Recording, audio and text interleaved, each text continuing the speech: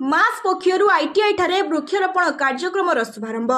सामाजिक संगठन मानव अधिकार सुरक्षा संगठन आनुकूल्य एहार परिवेश सुरक्षा अभियान शाखा पक्षर बालेश्वर सहर स्थित सरकारी आईटीआई परिसर में वृक्षरोपण कार्यक्रम शुभारंभ कर बालेश्वर सांसद प्रताप चंद्र षडंगी, बालेश्वर जिलापाल सूर्यवंशी मयूर विकास एवं जिला परिषद मुख्य कार्यनिर्वाही अधिकारी विश्वश्री नायक प्रमुख एठारे गोटे लेखाएं गछ लगाई एही कार्यक्रम शुभारंभ करथिले।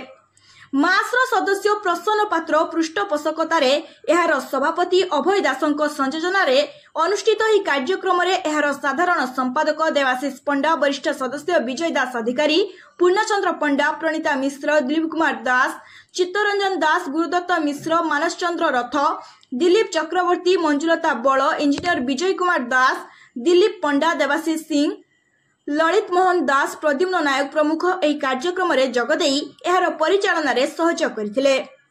आईटीआई अध्यक्ष कांदन माझी, टीओ दीपक कुमार मुदुली, एटीओ श्यामसुंदर जेना प्रमुख वृक्षरोपण कार्यक्रम अनुष्ठान पक्षर समस्त सहयोग जगाई देथिले। ब्यूरो रिपोर्ट, अपराह्न लाइव।